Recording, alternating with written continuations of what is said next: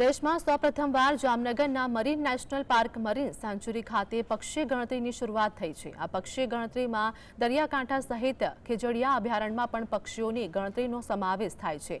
3 દિવસીય આ ત્રિદિવસીય કાર્યક્રમના પ્રથમ દિવસે તજજ્ઞોના વક્તવ્યો, બીજા દિવસે પક્ષીઓની ગણતરીનું આયોજન કરવામાં આવ્યું હતું, તેમજ ત્રીજા દિવસે નોલેજ શેરિંગ અને સમાપન કાર્યક્રમ યોજાશે। આ કાર્યક્રમમાં સહભાગી થવા રાજ્યના અને અન્ય રાજ્યોમાંથી પણ પક્ષી પ્રેમીઓ, તજજ્ઞો અને સંશોધકો હાજરી આપી રહ્યા છે। છેલ્લા 25 વર્ષથી વન વિભાગ અને બર્ડ કન્ઝર્વેશન સોસાયટી ગુજરાત સંયુક્ત ઉપક્રમે આયોજન થાય છે। તો જામનગરમાં આવેલું મરીન નેશનલ પાર્ક અને મરીન સેન્ચ્યુરી ભારતનું સૌપ્રથમ જાહેર કરવામાં આવેલું દરિયાઈ રાષ્ટ્રીય ઉદ્યાન છે।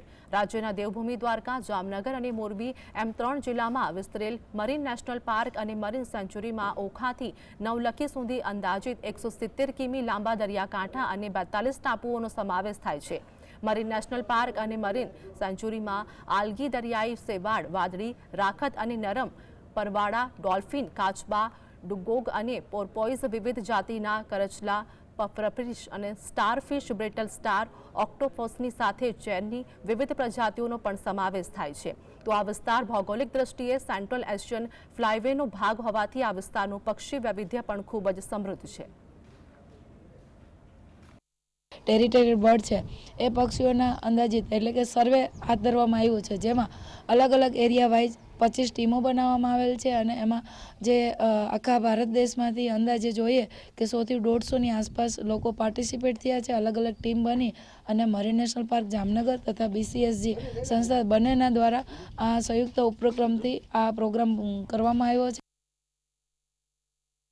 એટલે ખાસ હેતુ આ ઇવેન્ટનો એ છે કે શિયાળા દરમિયાન જે આપણા કાંઠાના જે વિસ્તાર છે એમાં જે બર્ડ્સ આવે છે, માઇગ્રેટરી બર્ડ્સ જેને આપણે કહીએ છીએ, તો એમાં જે ખાસ પ્રકારના જે કીચડિયા પક્ષી છે, જેને આપણે ઇંગ્લિશમાં વેડર્સ અથવા શોર બર્ડ્સ કહીએ છીએ, તો એની જે પોપ્યુલેશન એસ્ટિમેશન એટલે પક્ષી ગણતરીનું ઇવેન્ટ 3 દિવસનું જામનગરમાં આયોજન